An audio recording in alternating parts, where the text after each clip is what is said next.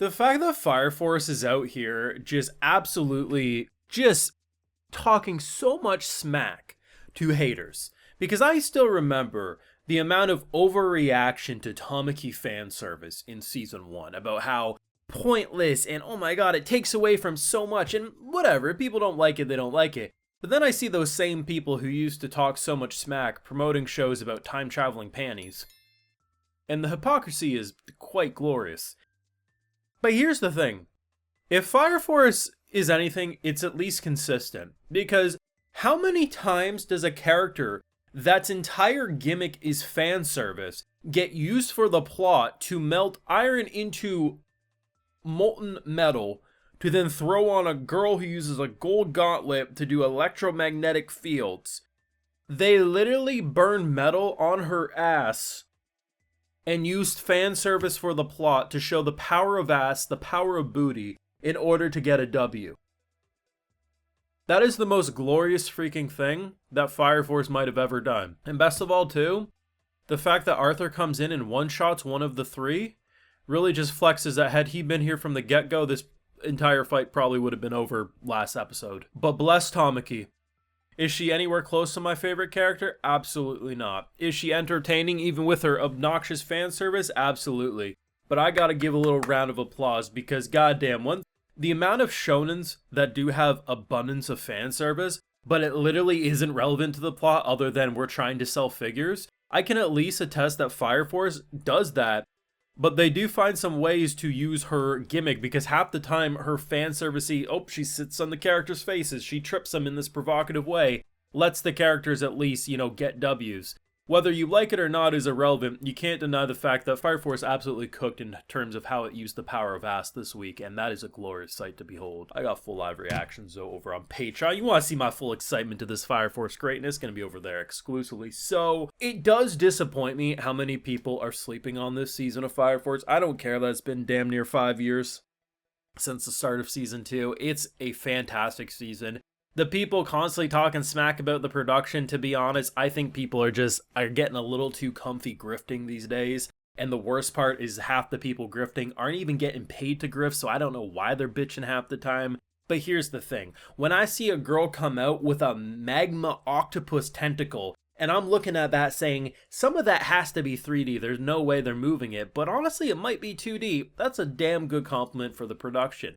Does it look like anime where characters are sometimes standing still and they're not moving that much? Well, hey, guess what? Surprise, that's what anime does. But the show looks like Fire Force, and I feel the heat, I feel the creativity, and the fact that everyone's fire attacks look different. Look at Burns on the top, very different flames than Shinra. Look at the tentacles, very different than Tamaki's kind of like cat-like, like I said last week, kind of gives me like electric vibes. Either way, everyone is very differently animated rather than a generic copy and paste fire animation for every single character. And the best part too is about 5 minutes into this episode, I'm looking at this girl and I'm saying, I think the only way we win is if we shoot her in the head. And what do? My boy pulls it out and shoots her in the head. And I have to admit, these are the types of deaths that are far more disturbing than when it's like brutally slaughtering someone. Because how quick, realistic, and how she dropped just had me a little shook. Because had you cut off her head, saw her head flying, blood splatter, that feels less dramatic than a simple like, oh, she just got her head shot and she just falls down lifeless. My boy hesitated absolutely 0 times. He's like, oh, bet, boom. And I'm like, thank you, but holy shit. I thought, to be honest, it was going to be a little more dramatic when Arthur sliced that one down, but I gotta love my boy. He comes rolling in. Of course, he's memeing out of his mind. I fell off my horse. It's like, yeah, technically you did. They're trying to bitch at him, but to be fair, despite his Delulu constantly causing a ruckus, at the end of the day, they never noticed he fell off, so he did have to walk there. Like, maybe if he ran, he would have got there sooner, but if he would have ran to get there, I mean, he would have been a little winded. He wouldn't be at his full capability. So to be honest, I gotta side with Arthur here that they kind of they screwed the pooch, not him. So either way, I'm glad that worked out. Unfortunately, I think I jinxed it because I said last week, surprisingly, Obi was like the safest one last week, and I do think he was last week and for the most part this episode. Despite him being chained up on a cross, he like despite some second degree burns from the background, he really wasn't being attacked and targeted until this episode when they infected him, and now he's infected, and I'm like, oh god. I think he's dead for sure now. Like, there's no way you infect him and it's all gonna be okay. Maybe if they would have done a cliffhanger, like, okay, it's about to infect. No, he's infected by that insect. He's infected by that insect. That isn't good. Maybe he controls it. Maybe he's able to, fight it back. But the face says otherwise. So I don't know. Either way, this was fun. I wasn't sure what they're gonna do in terms of the ability, the secret to defeat the gold gauntlet girl. And then when they explained how she was heating the gold to basically almost make like a magnetic field sort of a thing, and how, well, in order to stop that, we put a different type of metal on her, and honestly, it was a pretty brilliant way that they handled it. To be honest, I wasn't expecting any of those three to die. I thought, if anything, it would be like, oh, we defeat them, but it's ambiguous if they're dead. Kind of like Arthur's attack, right? Arthur probably killed that guy, but at least it's not as, like, known, right?